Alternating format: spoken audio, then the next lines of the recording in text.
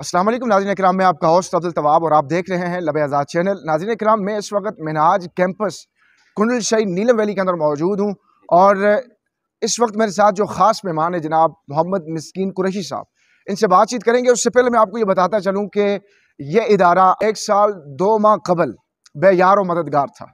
1 साल 2 माह कबल हर बच्चा ये कह सकता था कि मेरे पास पैसे नहीं है, मेरे पास बुक्स नहीं है, मेरे पास वर्दी नहीं है, मेरे पास एक्सपेंसेस के लिए जो अखराजात के लिए मेरे पास मामलात नहीं है, मैं पढ़ नहीं सकता। अब वो जो उसका जवाज़ है वो ख़त्म हो चुका है। जो गरीब है, जो यतीम है, जो मस्कीन है, जो किसी भी इस माशरे के निचले से निचले तबके का कोई बंदा है ना, वो भी अब ये एतराज़ नहीं कर सकता कि मैं अच्छी तालीम हासिल नहीं कर सका। अभी आपके पास एक अपॉर्चुनिटी है जो मिलियन स्माइल की तरफ से आपको दी गई है तोहफा की सूरत में।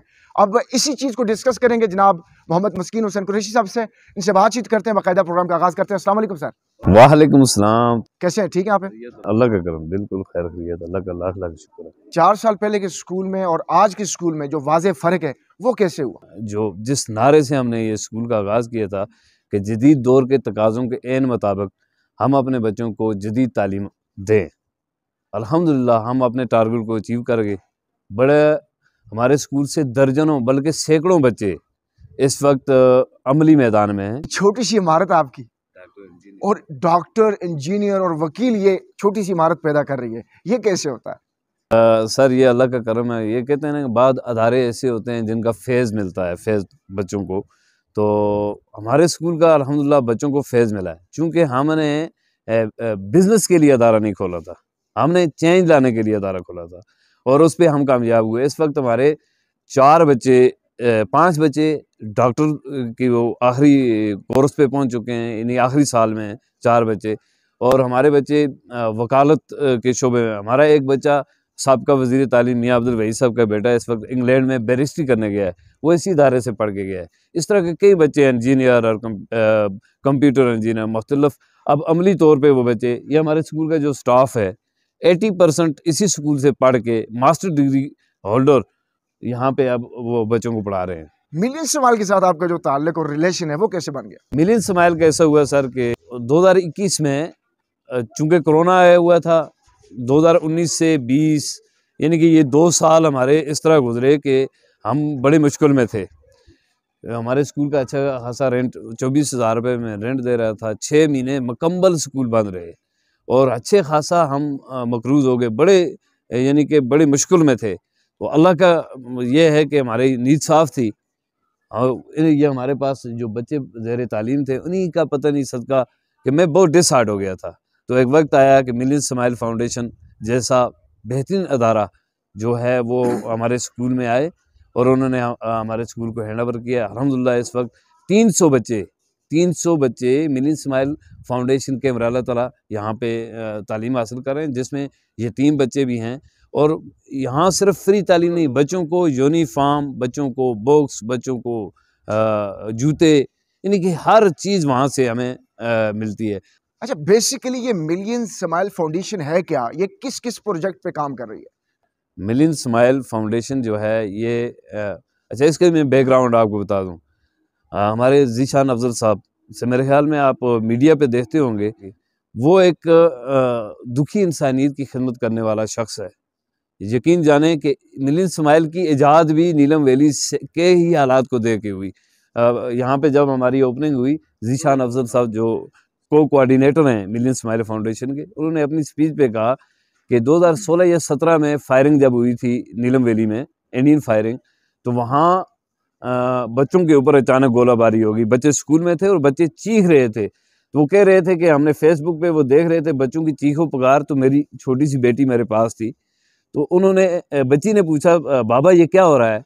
तो मैंने कहा कि भाई ये बच्चों पे शेलिंग हो रही है। बच्ची ने पूछा ये कहाँ पे? मैंने कहा बेटा बहुत दूर नीलम वैली के शारदा के एरिया में ये फायरिंग हो रही है और यहाँ बच्चे चीखों पुकार कर रहे हैं। तो ज़ीशान अफजल साहब कहने लगे कि उस बेटी ने मुझे कहा कि बाबा इन बच्चों की, इन लोगों की हम मदद कैसे करें?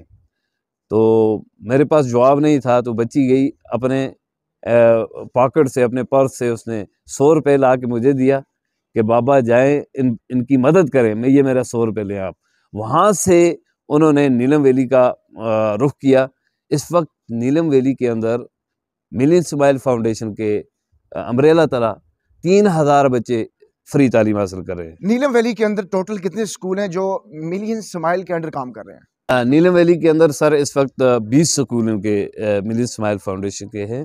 मिलियन स्माइल फाउंडेशन के 20 स्कूल में सबसे पहला स्कूल नीलम वैली का यह है कुंडल शाही का, और दूसरा स्कूल सालखला में, तीसरा स्कूल हमारा इसमें है कट्ठा पीरा में, उसी के सामने पालड़ी में चौथा स्कूल, फिर हमारा रावटा में एक स्कूल है, फिर दुआरिया में हमारे 2 स्कूल हैं, नगदर में मिलियन स्माइल के 2 स्कूल हैं, इसी तरह सुबाई दुनियाल सुबाई एक स्कूल है, फिर दुनियाल में ठंडा पानी एक स्कूल है।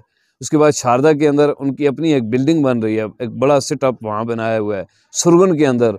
अच्छा, मिलियन स्माइल आपके इदारे में किस मद में और कैसे तावन करते हो? स्कूल में ऐसा है कि हमारे स्टाफ को जो हमारे अखराजात हैं स्कूल के सारे वो पेमेंट कर रहे हैं, सारे, यानी कि बच्चों को ये कर रहे हैं कि बच्चों को यूनिफॉर्म, बुक्स, उनकी दीगर जो भी रिक्वायरमेंट स्कूल के अंदर हैं वो सारी फ्री में है, कोई फीस हम नहीं लेते, वो सारा कुछ वो दे रहे हैं। आपके इदारे में स्टाफ कितना है? 14 लोग हैं टोटल स्टाफ मेंबर, जिनमें 3 हम मेल हैं, बाकी सारे फीमेल हैं। मेरे पास जो स्टाफ है वो तजर्बाकार स्टाफ है, सारे मास्टर डिग्री होल्डर लोग हैं, और मैं मुतमिन हूँ, और हमारा मिलियन स्माइल फाउंडेशन जो अदारा है वो मुतमिन है, हमारा डोनर मुतमिन है। मैं सॉरी आपको बता नहीं सका, हमें लकी सीमेंट, ये लोगो आपके सामने है, ये लगा हुआ है, लकी सीमेंट वाले हमारे डोनर हैं, और CSP जो हमारी इम्प्लीमेंटेशन करवा रही है यहाँ पे, मैं उनका शुक्रिया अदा करता हूँ। राजा दाऊद साहब हैं CSP से, सदीक कुरैशी साहब हैं, यानी कि जो चीज़ भी हमें रिक्वायरमेंट होती है वो उनको हम कॉल करते हैं, फ़ौरन पे करते हैं, और आज तक हमारे स्टाफ की सैलरी 2-3 तारीख से ऊपर नहीं गई है। हर 2-3 तारीख को बर वक्त हमारे स्टाफ को सैलरी मिलती है, और हम इतने मुतमिन हैं, हमारा स्टाफ इतना मुतमिन है कि वो दिलजोई के साथ, यानी कि वो अपनी तमाम सलाहियतें जो हैं वो इस पे लगा रहे हैं, चूँकि बर वक्त हर चीज़ जो भी कमिटमेंट है उनको टाइम पे मिलती है,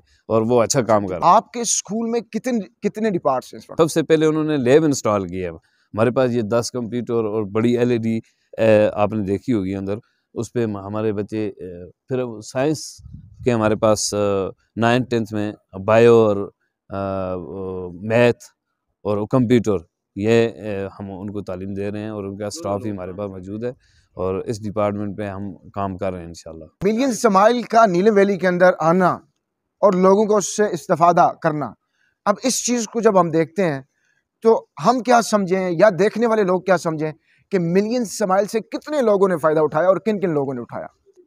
सर, मैं जब से मिलियन स्माइल फाउंडेशन ने हमारे इदारे को अपने कंट्रोल में लिया, मैंने इर्द गिर्द देखा कि कौन से मुस्तहिक लोग हैं कि उनके बच्चे जो है घर में बैठे हुए हैं, वो पढ़ते नहीं हैं, उनको यहाँ पे, तो मैंने कोशिश की, कोई 12 से 13 बच्चे ऐसे थे जो घर में बैठे हुए थे, उनके वालिदैन के पास इतने सोर्सेज नहीं थे कि वो उनको पढ़ाएं, घर में बैठी हुई थी, मसलन किसी ने 8वीं पास करके घर में बैठी हुई थी, कोई 5वीं पास करके घर में बैठी हुई थी।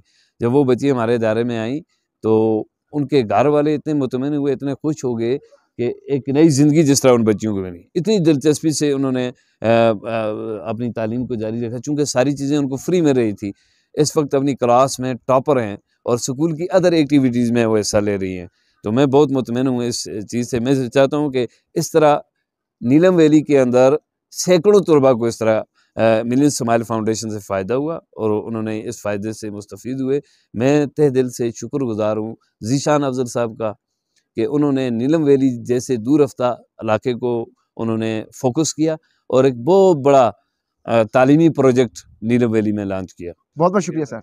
बहुत बहुत शुक्रिया सर, बहुत जी, तो नाज़रीन इकराम, मेरे साथ मोहम्मद मिस्कीन कुरैशी साहब जो कि प्रिंसिपल हैं इस इदारे के, मेरे साथ मौजूद थे। इनसे बातचीत की और इनका माफ़ी ज़मीर आप तक पहुंचाया, और कि जो बच्चा या जो वालिदैन अब ये कहें कि जी हम गरीब हैं, हम बच्चों को पढ़ा नहीं सकें, तो ये बिल्कुल झूठ होगा। अगर आप इतनी ज़बरदस्त अपॉर्चुनिटीज़ होने के बावजूद भी आप अपने औलाद को, अपने बच्चों को न पढ़ा सकें, तो मैं समझूंगा कि ये आपकी नालायकी है। ये अवेयरनेस और ये सारी मालूमात और आगाही आप तक पहुंचाना मेरा काम था। अगर आपको ये प्रोग्राम पसंद आए तो लाजमी तौर पे इसको लाइक कीजिएगा, कमेंट सेक्शन में अपनी राय ज़रूर दीजिएगा। इस वक्त दीजिए इजाज़त अब्दुल तवाब को। इंशाअल्लाह नेक्स्ट किसी नए चेहरे के साथ किसी नए प्रोग्राम में दोबारा मुलाकात होती है। अल्लाह हाफिज़।